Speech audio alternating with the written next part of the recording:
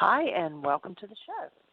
Today is Wednesday, July the 25th, 2018, and our calling number is 563-999-3581. Press 1, and that puts you in queue to talk to us. Okay, Michael said his introduction just started all over again, so I'm not sure if we're having the same. Okay. All right. So we'll try again. All right. So welcome to the show. This is Wednesday, July the 25th, 2018. Our calling number is 563-999-3581. Press 1, and that puts you in queue to talk to us. And we would love to hear your comments and your questions because that makes this your show.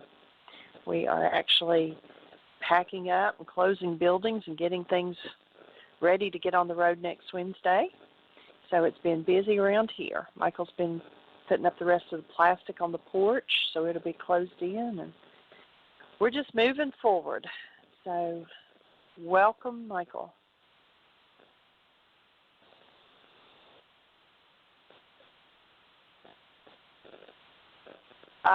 You're not coming through. No. There you are. Am I there? Yep. Okay. Well, technical difficulties. Anyway, welcome everybody. Delighted that you're here once again as we move forward in this conversation about first century Aramaic forgiveness and the corollary tools that support that understanding and that the integration of that understanding. As you said, I just finished, and thank you to Ann and Julie from Ashland, Oregon, for all the work on our deck. You'd be delighted to see it now. It is sealed up like a drum. I spent the last 2 mornings putting slats over all the plastic so it's closed up. So next year, we'll just be able to open the door and it'll be clean as a whistle. But thank you for all the energy and all the hours you put into getting that deck back in shape, and we're protecting it. So thank you for that. And we're just rocking along. There's the bell tower is in the process of going up. For those that were here for Food Fund Forgiveness, we shared that we were going to move the bell and put in a bell tower lighthouse. And so the footing is just about dug for that bell tower, getting ready to pour concrete. So all things moving forward. The property is looking better than it has looked in 20 years. Thank you to everybody who did the Food Fund Forgiveness a couple of weeks ago for all the energy, all the effort, all the service that went into upgrading the property to make it the appropriate jumping off point to deliver as freely as we can possibly do it first century Aramaic forgiveness to every mind, heart, and being on the planet. It's an honor and a privilege to get to do that. Yesterday, Jeannie and I just had some quiet time, and I was touched with just really deep appreciation for, Jeannie, the fact that you're in my world. And I'm starting to suspect that, like Rockman and Kuba being filters, that there may well be an appreciation filter in the mind. And because what I noticed is, out of the appreciation of that time, just how blessed I am to have you in my life, dear heart. And when I stepped out to work on this deck, I picked up screws to start putting in pieces of wood, and I'm looking at a screw and going, my goodness, how many hours of human creativity went into thinking about how to build a screw, how to create a Phillips head screwdriver. You think about that, and who mined the metals, who first thought of smelting the metals, who thought of, we could make an angle on a screw and put it in, it would draw in and hold things together, who we're standing on top of, for something as simple as a screw, millions of hours of human creativity and effort and work. And then, plastic. There's a downside to plastic. They're actually getting to the point where they're telling us that there'll probably be more plastic per pound in the oceans than there are fish by 2050. So we really need to clean up our plastic act and be responsible for what we do with plastic, because millions and millions and millions of pounds end up in the oceans every year. In fact, if you got into the health kick of using sea salt, stop using sea salt, because there's no such thing as sea salt now that isn't filled with microplastics. And you really don't want microplastics in your body because they are estrogen mimickers. They mimic the action of estrogen in the body. And, man, you don't need extra estrogen, and ladies, neither do you. In fact, we see young girls today that are moving into puberty 3, 4, 5 years before they ever have on planet Earth in terms of age, because of these interfering molecules that look like to the body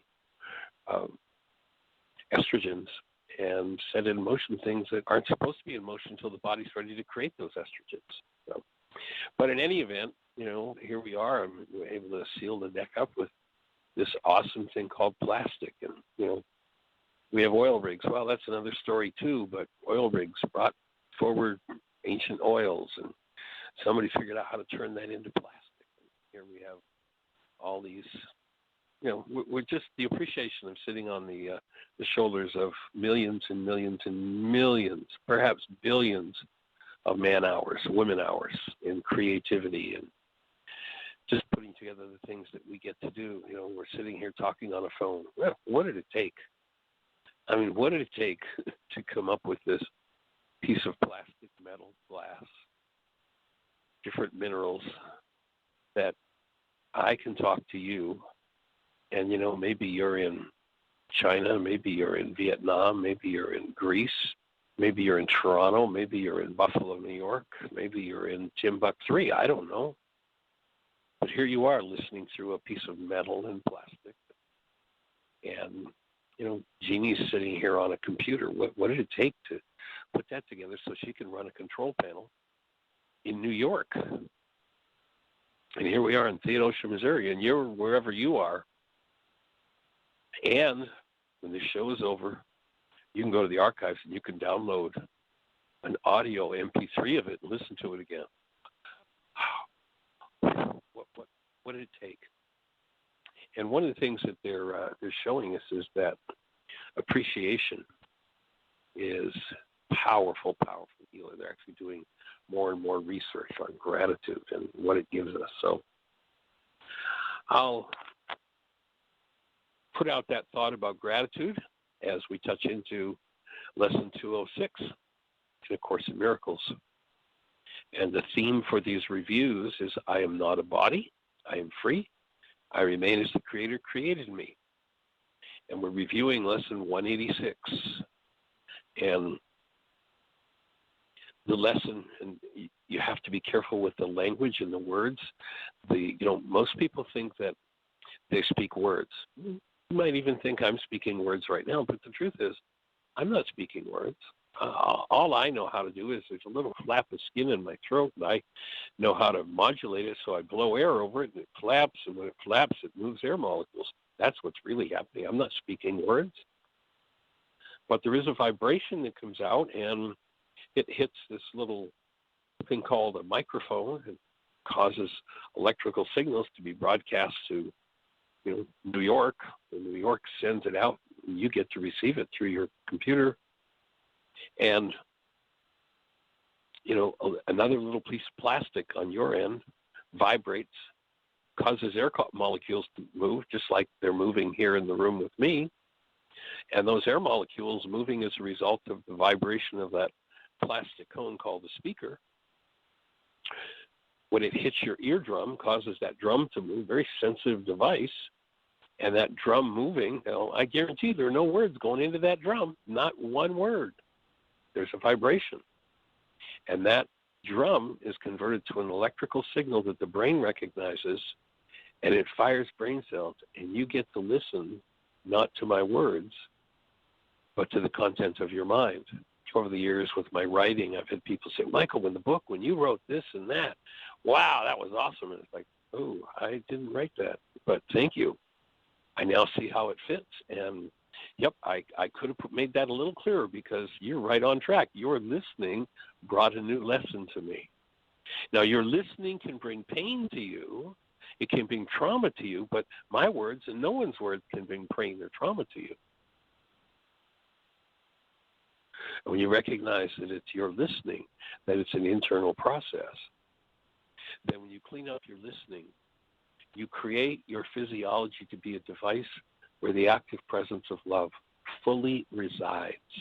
That's the whole idea of the work, that you literally incarnate in your physiology as the active presence of love. And then every frequency that you put out, whether it is just the energy that's moving in you, whether it's your emotions, whether it's your voice, or what we call your voice,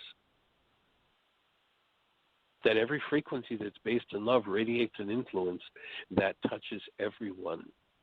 And everyone who's lost in listening based in hostility and fear, in perceptual constructs based in hostility or fear, needs someone to be the space, to hold the space, and help them to build the brain cells for the fact that it could be different. So we're here to support you knowing that it's different. And this lesson 186 says, salvation of the world depends on me. Now, remember that salvation, there's a dogma and a doctrine that the churches have brought forward, that there's something about this dude with this red suit, the tail, and the pitchfork that's out to get you, and you need to be saved from it. We're here to say, no, that's totally false. If you go back to the first century Aramaic language, the word Satan means the resistor, one who misleads. And you'll notice when someone's in pain and you invite them to be responsible for their pain, what most people do is go into resistance. They say, no, no, no, it's not my listening that caused my pain. It's not my perceptual construct. It's Charlie. He caused my pain. I am his innocent victim. Now, you notice it just went into resistance and told us a story. In Aramaic, Satan is the resistor, one who misleads. Notice that virtually everybody is misled from the top to the bottom. You listen to every excuse right from the very top of our country, and you hear excuse after excuse. They're to blame. You see, that's who's to blame. You see, there's somebody else to blame, somebody out there to blame. I am the innocent victim. This idea of being trapped in Satan, the resistor, and being misled into thinking that what one is experiencing is someone else's fault. It's just about universal, and it doesn't matter how many billions or trillions you've got. If your listening holds pain, then you're in pain, and you can't incarnate as love. What do you need to be saved from? What does salvation mean? It means the removal, the forgiveness of your capacity for hostility or fear, and the ability to incarnate yourself as a human being. And every person that does that contributes to the critical mass that then shifts the vibration and the energy of the planet. So that one morning, every mind, heart, and being on the planet wakes up and goes, ooh, I got it. I'm love, you're love, and we can live differently. You doing your work right now with all the insanity of the planet needs your vote for love. And that's called salvation in the context of this work. And each person who chooses to go there becomes a contributor to that happening on the planet. So it depends on each person who chooses to do their work. And so this lesson goes on to say, I'm entrusted with the gifts of the Creator because I am the offspring of the Creator.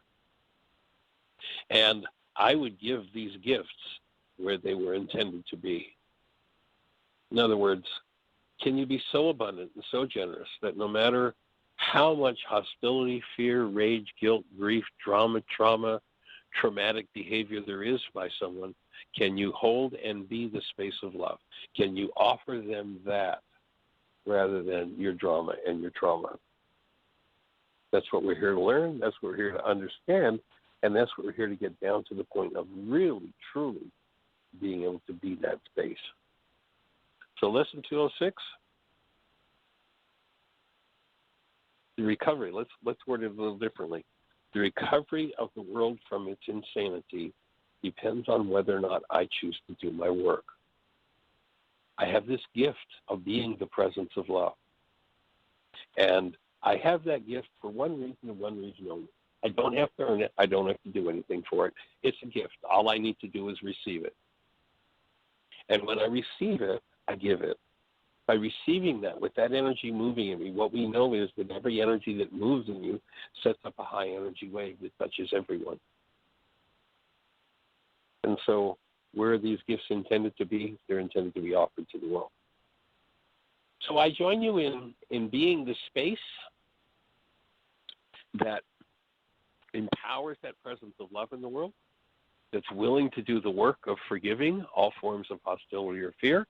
And if you have not entered into the forgiveness processes yet, we invite you to go to our website, www.whyagain.org, and you'll see at the very top of the page, the first two words are Start Here. Start Here button. You will be engaged in the understanding of this first century process of forgiveness. Just follow the links. They'll explain the whole process to you. Or go to your phone's app store and type in the words Heartland Aramaic Forgiveness. And you will be able to download free an app that will walk you through the whole forgiveness process, complete instructions and the why and how of it. And it's got nothing to, if you have not engaged in these tools yet, in the Aramaic forgiveness tools, forgiveness has nothing to do with what you think it has to do with. You know, the Greeks have taught us, and this definition's pretty much taken over the world. The Greeks have taught us, I have this pain moving inside of me because of what you did, not because of my listening, not because of the content of my mind, but because of what you did. But it's okay. I'll forgive you. I'll let you off the hook because I was told by my church that I should be a nice guy and let you off the hook. Folks, that's a total fraud. Now, if you choose to pardon someone, and accurately letting someone off the hook is pardoning. If you choose to pardon someone, that's a nice thing. But if you call that forgiveness, then you'll think you've done your forgiveness work. The person who's told me, Michael, you know, I've forgiven everybody, my mother, my father, my sister, my kids, my parents. You know, I've forgiven my former spouse. I've forgiven my present spouse. I've even forgiven my future spouses. What we know, the person who talks about how they forgave someone or have forgiven themselves has done to date, if you're still talking about forgiving them or yourself, to date you have done absolutely no forgiveness work. Please understand that. Nice, you've done lots of pardoning.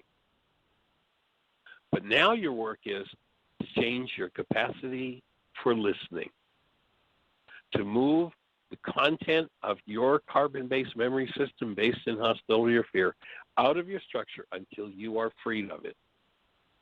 That is forgiveness work. So if you download that app, it's totally and completely private. You're the only one with any access to what you put into that app, and it will change your life. And we're here to support you doing that if it's your task to do that. So welcome. Delighted that you're here. Dr. Tim, are you with us today, sir? I am here. Cool. Well, what's happening in your world? Anything you share with us? Well, we had another support group last night. It felt like old home week. We had 3 people show up who hadn't been there in quite a while, and one person who hadn't been there in 3 or 4 years. So sweet. It was delightful, and one of the things, there's another way to talk about salvation from the show from June 22nd of this year. Susan Bingham called in and she had a question from the Course in Miracles lesson, and one of the things that she remembered was that Course in Miracles talked about how salvation is the final lesson. It's absolutely meaningless, but it is the final lesson, and when it's happening, when it occurs, it brings on or it restores the unity. And so we talked about how, since there is only the one mind, the mind of God, there's no reason to restore the unity except in my false perception. So the work of salvation is to remove all the false perceptions that I've accumulated either from the bloodline or my time on the planet. And then last night when we were looking at lesson 4 in Way of Mastery, and then we had there's a piece in there where it talks about vulnerability. And what the Course in Miracles really means when it's talking about being vulnerable is it means be open, be completely honest. Quit pretending that you're hiding anything, since there is only the one mind and all minds are joined. And so it's inviting us to step into a new level of intimacy, and they call it into me, see. I'm going to share. I'm going to obliterate secrecy from my life. It's okay for me to have certain things that are private, but secrets that I hold are actually detrimental to me and my relationships. And so then that led us to one of the Q&As from the Way of Mastery that actually brings up the question of vulnerability. And in there, it just gets even more specific about get together with people and just share your deepest fears and ask them to just help you explore what your true feelings are and share them despite the fear of rejection or the pain that might be involved in trying to hold on to an image and then finally letting it go. And then, as if on cue, one of the members in our group decided to do a worksheet and be as open as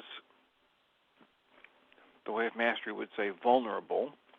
And of course, the issue is, if the spiritual teachings are true and there's nothing of value that can be taken from me and nothing of value that can be added unto me, the word vulnerable doesn't really apply. It's a word they're using to really mean, the more I dig into it, they mean to be open, to end secrecy and to express your thoughts and your fears, because there isn't anything bad that's going to happen. All that's going to happen is increased intimacy, increased connection with other beings of brilliance and light who are on the same path. And so that's what happened. This person got very open, very honest, and had a very powerful worksheet, and was a blessing to everybody who was there. So that's my offering for today. I'm resonating with the same kind of gratitude you were talking about in your intro. Just blessed to have these people come on a regular basis and participate in that process with us. Yay, well, I certainly hear that loud and clear, and I'm with you. Just so much amazing sweetness and beauty in the world, creativity, and then to have the tools for letting go of the rest is such a huge blessing to all of us. So let's check with Jeannie and see if there's anything happening in the chat room or if there's anybody in the phone queue with a hand up. Sweetie, mute button.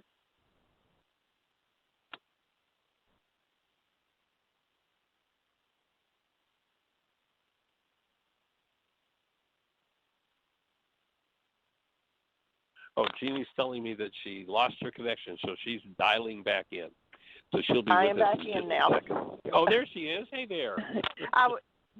Since the last update on my phone, my buttons have shifted, and so where my mute button used to be, it's now my hang up button. So I went to unmute and I hung up. Ouch. Anyway, so I'm the only person in the chat room, and there's several people on the switchboard. There's actually 22 people, but nobody has a hand up. So if someone presses 1, you are first in line without waiting. Maybe also share what's happening down in front of the Heart Center right as we speak with the tower.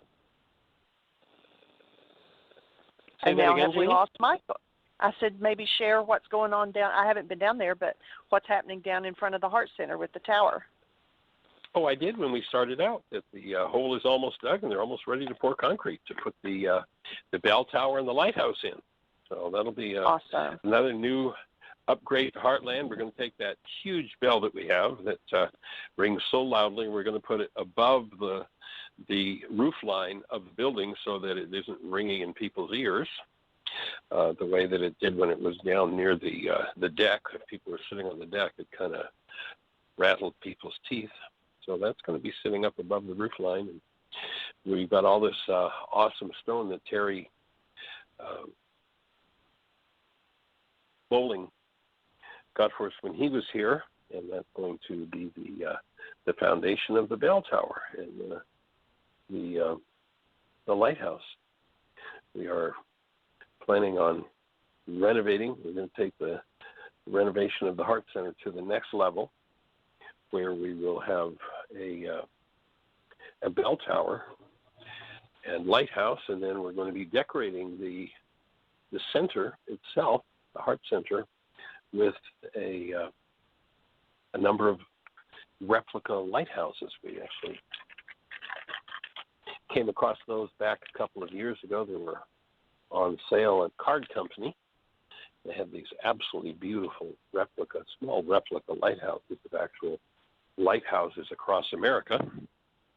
And so we're going to have a replica of about 70 different lighthouses decorating the Heart Center, and it'll be there as an energetic symbol for sending light to those different parts of the country and support and aliveness and all the things that we're here to understand and grow in.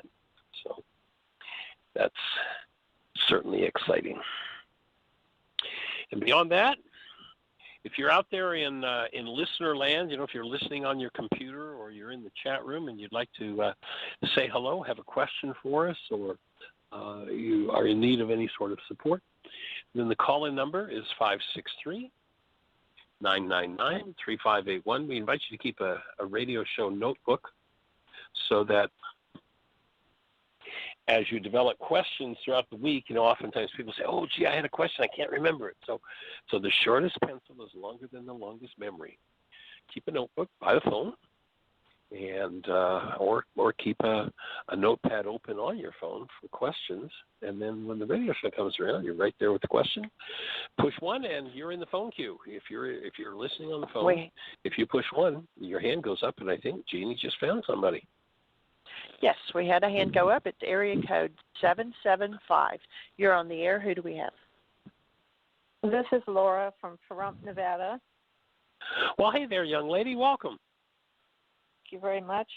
I have a question. Good. Well, how can we support you? What's happening? Has it ever happened in anyone's experience that they cannot do a worksheet because it's so scary? I mean, I've done worksheets and danced around this issue, on the periphery, and I can't get to the real problem. I just can't. I hear you, and I hear your affirmation that it's not possible. And one of the things we're here to do is to support you in doing the possible, in recognizing that whatever it is, and when you think it's the worksheet that's scary, of course it's really what's been carried around in your physiology that's scary. And as you start to open the veil to touch into that, the root of fear can start to move in ways that want to make us turn tail and run. And so we're here to support you, recognizing that whatever it was that is so scary, and it is obviously unknown at this point consciously, it is known unconsciously, but whatever it was, you survived the energy on the way in, whatever it is that happened, and you'll survive the release of that energy, and you'll thrive from the release of that energy because you'll no longer be carrying that baggage around with you. Right. So if we can support you, what's the issue, what's happening, and let's see if we can help you ferret out the root of it.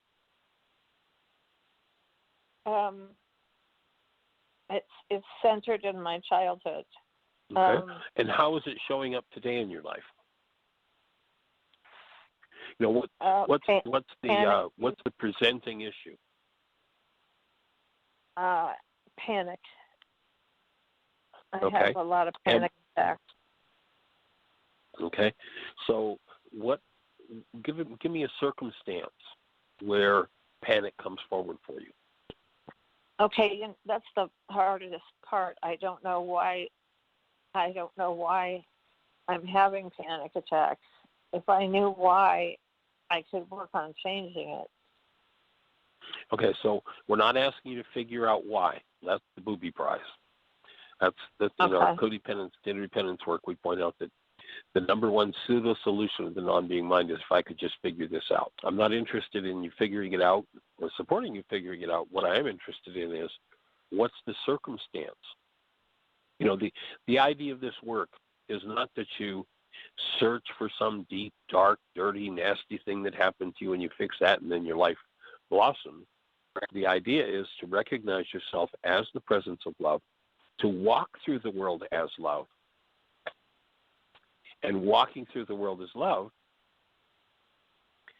something happens, an event occurs. And all of a sudden, that presence of love disappears and panic replaces it. What's the circumstance where that panic surfaces? I mean, are you going to the grocery store? Are you thinking about going to sleep? Are you thinking about getting in the car and driving somewhere? Is it the phone rings? What's the circumstance that triggers that? That's what I can't figure out because I can't put my finger on what they happen so randomly that I can't figure out what's causing them or what the circumstance is. So you don't have to figure out what's causing them. We know already what's causing them. There's panic in there. That's the only reason you're having panic attacks. It's got nothing to do with anything that happens in your life. Right, you have panic attacks because there's panic in there. So what I'm looking to do is to see if we can get to a triggering event. So if it's random, so what is one of the random circumstances where this panic hits? Again, am I picking up the phone to call someone? Is it when the phone rings? Is it when I think about getting in the car to go to the grocery store?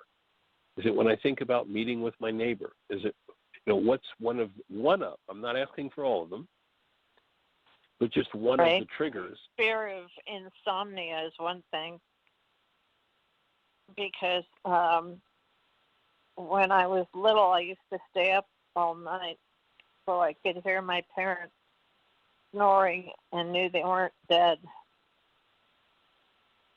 So sleep is one issue. So it sounds like as a child, you had a fear of your parents dying. Yes, they were older. Would that be accurate? And yes, they were older and they were alcoholics. And I wanted to make sure that they woke up in the morning. So then, here's what, have you got a worksheet there? I do.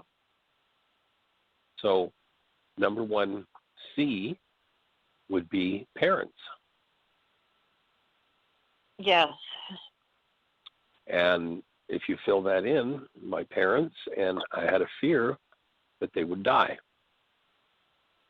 Oh, this is making me shake so bad. Okay. Well, that's a good thing. So we're here to hold the space and let that shake occur. In fact, there's a whole sect of people called Shakers and Quakers. And they were people who would go to the depth of process where their bodies would start to move that energy and it would shake. That's a known symptom of moving through some heavy layers of energy. So can you make it okay to let that happen? Okay. Realizing that's not a bad thing, but actually that's a good thing. Okay.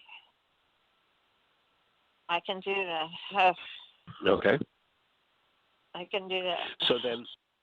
So then your goal in number 3 in that worksheet, you said it pretty crisply and pretty clearly. I wanted to make sure my parents would wake up in the morning. Yes. So why don't you write that one? Why don't you write that down, number 3? Okay. Got it. And then, are you willing to go through the physical, mental, and emotional symptoms of healing? And that might look like the deepest terror and trauma that a 5-year-old had at being concerned that her parents would die. Are you willing to breathe and keep breathing? And if that energy moves in you, are you willing to be supported? You know, you've got a whole community of people all over the world right now that are supporting you and sending you conscious, active, present love to help you to undo this. So are you willing to go through those symptoms of healing? Yes. Okay. And just breathe a little bit. Just be with what you're feeling. Okay. Take a few deep breaths. Okay. Get them moving. Just take a few more. It sounds like you're really tight in between breaths. You're stopping and holding. That's how to hold on to the energy. Oh. Are you willing to let go of the energy?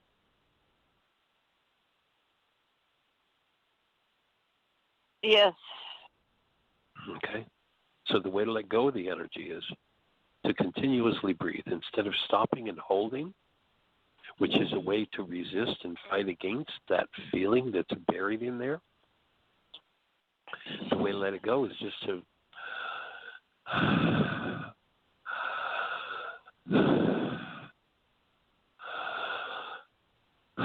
let yourself breathe deeply and freely. And let yourself feel all of that. This is just an energy that's been impacted by years and years and years of holding your breath. And now it's built up to such an extent that it becomes panic. But when you breathe through it and let it go, your panic will just disappear. Oh.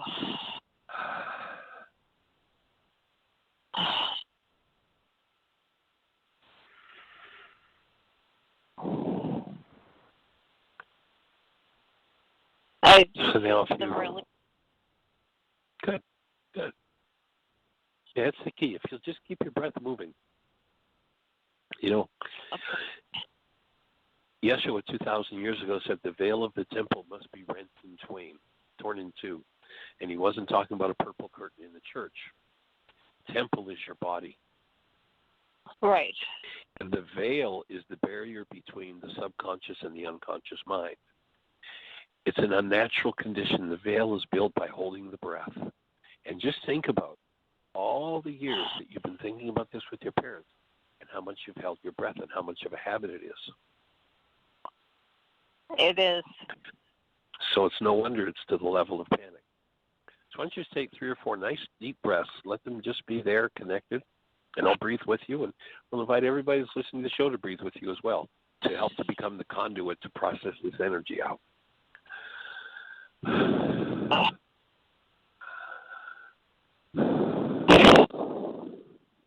I wish you were here right now. I'd take you through a still point breathing session, and you would be amazed at what happens. I'll have to look into that.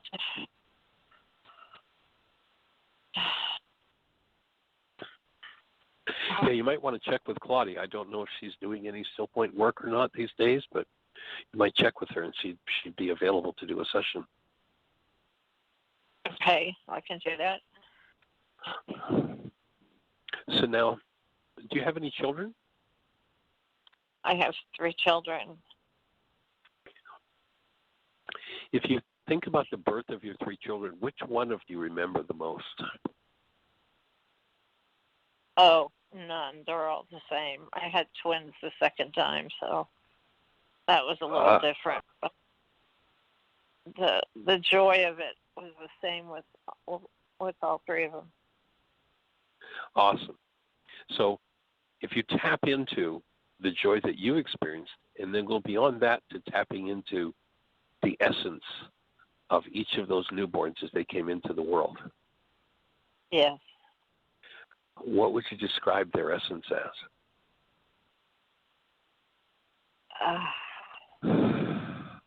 Notice how you're catching your throat and tending to lock down your breath. That's a habit I'm going to invite you to really change and let that throat stay open. It's the perfection of God is what they are. Yeah. Okay. So guess what? When you came into the world, that's all that was present for you. And that's who you are. I suspect somebody told you something different than that, didn't they? Yeah. Yeah. So the child that goes through a parent that's an alcoholic really doesn't have a parent. You know, the parent may have been physically present their whole lives, but they weren't actually present as that presence of love that we're designed to experience from our parents. So sometimes I have to go back and tap into that original presence of love that I am and remember that. That is, reconnect, become a member with that presence of love once again. So just tapping into that perfection that you were able to do with your children as they were born, tap into that perfection and knowing that that's who and what you are in truth. It's been covered up by this other stuff. The other stuff's all a lie. And the way that you hold this other stuff is by locking down and holding your breath. So just to that as you tap into, wow, I am that perfection of the love of God. That's what I am.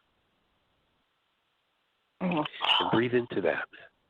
Notice your throat's still catching and still locking down. So you want to open it up. Your exercise, your homework assignment is going to be to consciously, purposely keep your throat open and keep your breath moving. It's going to change your life. Okay. I could do with some life changing. Yay. Well, we're here to hold the space and support you in that. So now, look at that goal that you had in number 3 and bring it down to number 5A, exactly as it's written. I wanted my parents to wake up in the morning. And now in 5A, I cancel my need for my parents to wake up in the morning.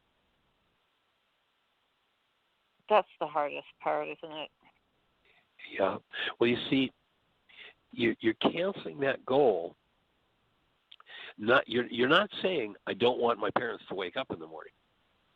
When you cancel that goal, the reason you're canceling it is not because there's anything wrong with it. It's because you've got a whole file in your mind filled with terror and trauma and panic about your parents waking up in the morning. And so as long as you hold firm to that goal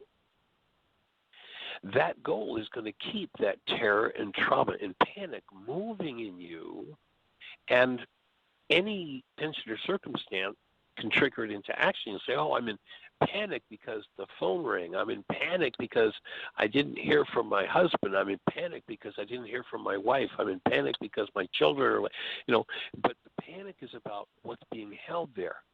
So the reason you're canceling your goal is because when you load that goal for your parents to wake up, and when you did that as a child, and you did it over and over and over again, it accessed that terror and trauma.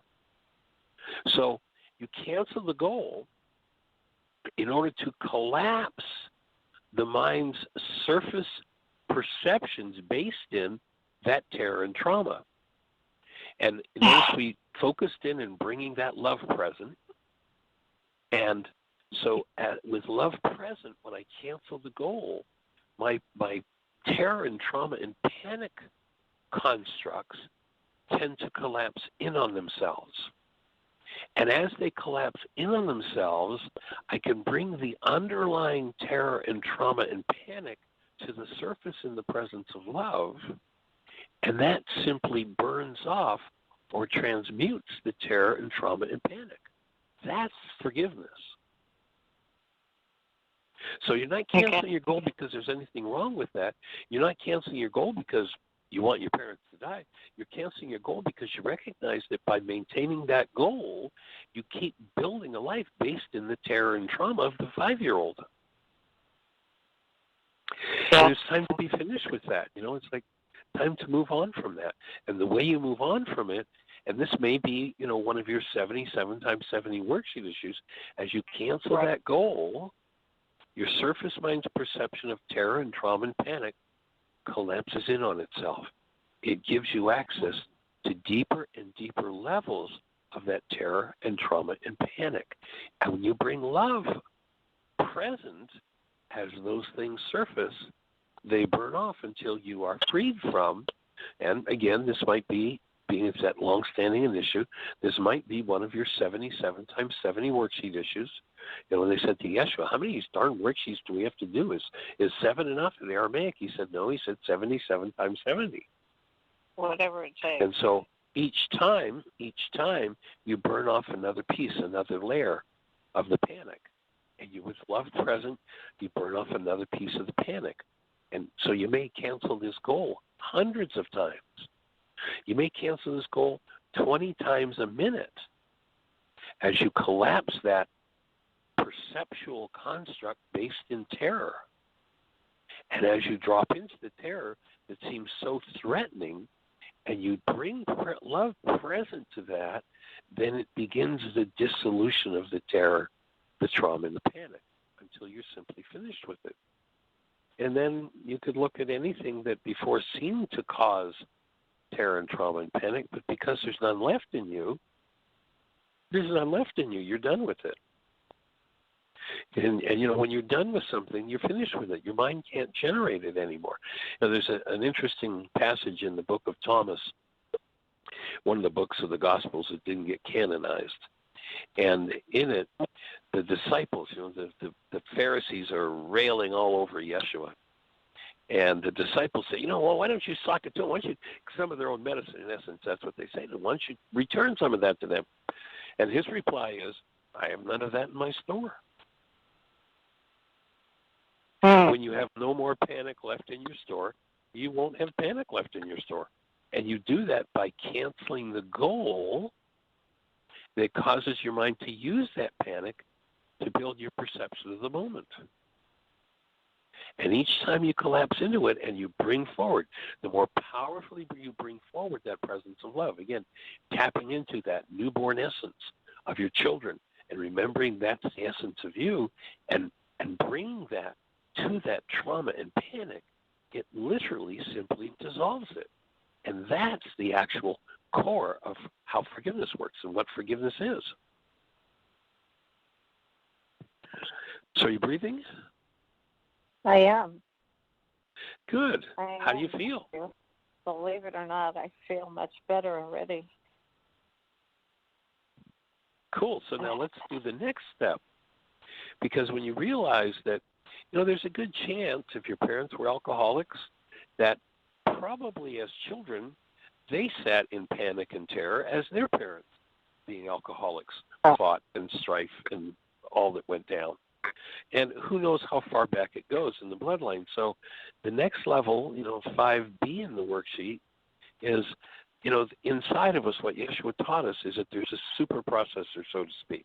There is a power in us called Rukatakutcha that literally when we invite her, it's a feminine elemental force, and when we invite her into activity, it undoes the effects of our errors, and that error of holding panic and trauma in a physiological device called the body-mind unit, your body, that's designed for love, is error. So you can ask to have that error of holding panic in your body undone. You can invite that power to go to work in you and take it all to the next level. And, if the willingness is deep enough, it can be your last panic attack ever. It may or may not be, but with a sufficient willingness and asking for Ruka's support, you can be done with it today. And I just will breathe work on freely that. because you are designed to breathe freely. You are designed to be living in and as the presence of love. And the sweetness of that presence is your true nature.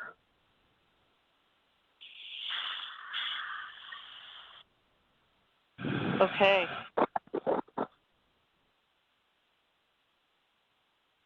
So is that all making sense? So what I'm going to invite It you to do is to continue to tap into that breathing and keep your breath moving. And if another layer of fear, and you know, the sooner you can grab that fear monster, you know, in the ancient Aramaic, fear was like a demon to be cast out. You know, remember they said perfect love casts out fear. Perfect love is, there's a filter in the frontal lobes of the brain in Aramaic was called Rachma. There's a filter in the back of the brain was called Kuba. And those two set. When love is present, when I hold to that presence of love, that's what casts out or dissolves the fear. And Yeshua talked about fear as though it were a demon. And it is. Right. It's time to let those demons go. You know, people go around carrying these demons of rage and sadness and hatred and vengeance and panic, and they think it's about something outside of them, but it's really an inside job, and it's breathing and the willingness to collapse the surface mind's perceptual constructs based in that panic and just expose that part of your mind to love, and it will disappear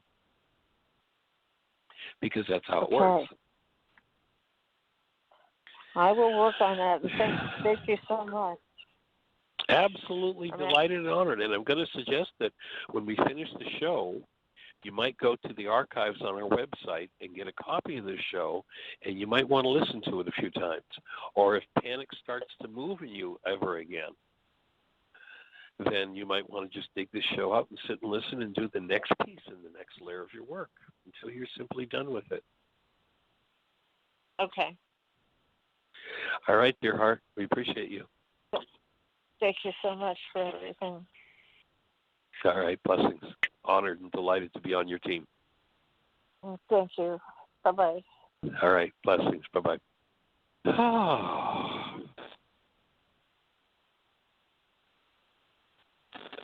And we have another hand. So, Jeannie, well, let's say hello to our caller.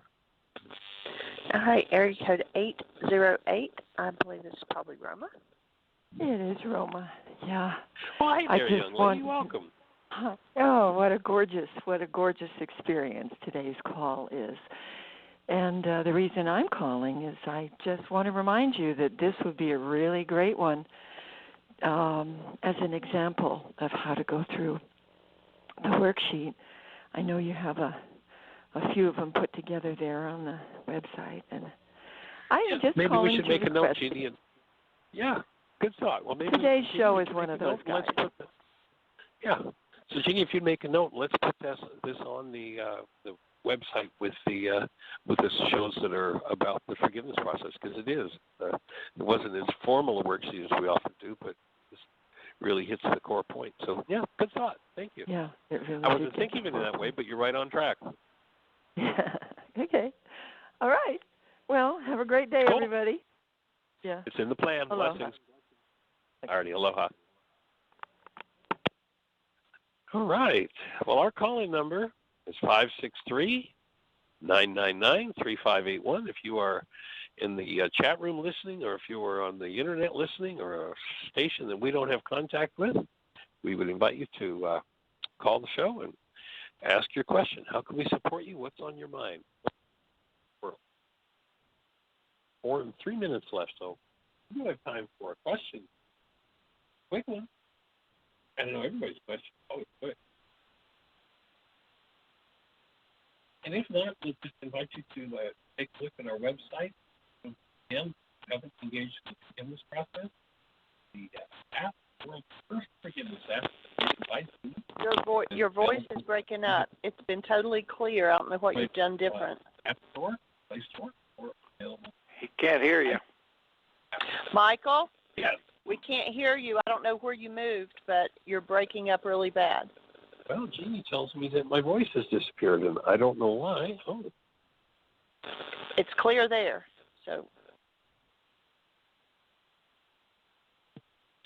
this is why the plug came out of my phone for my headset. How strange is that? But anyway, can you hear me now? Yes. Cool. All right. Well, we're down to a couple minutes. Dr. Tim, any thoughts to close us out with? Well, just that I would invite people to do what you've just recommended and listen back to this. Listen to the energy shifts. And if you know anybody who has panic attacks or anxiety issues, this would be a great call to listen to, because you've reviewed the essence of our observations about what creates our emotions, and it goes directly against what the culture teaches. It goes directly against what I was taught all the way through my doctorate work in most of my classes, and yet the truth of it's there to be observed. I'm going to either carry with me into a situation the energies that I start to experience, or I'm going to start creating them by focusing on negative thoughts and pouring energy into them. And the idea that somebody who has panic attacks is lacking Xanax in their system is a very outdated system. It's a very outdated idea, and it's time to give it up. So that's my thought. Yay. I'm with you on that. You know, I haven't met one person yet that has headaches whose body lacks aspirin or anything else in those lines, but we certainly can take charge of our own health and move forward. And some amazing physicians in the world that are there to support us as well. So everybody, create the best year yet of your eternal life. It's an awesome gift to give the world. Appreciation, Dr. Tim, for your support and blessings. Take care. Bye-bye.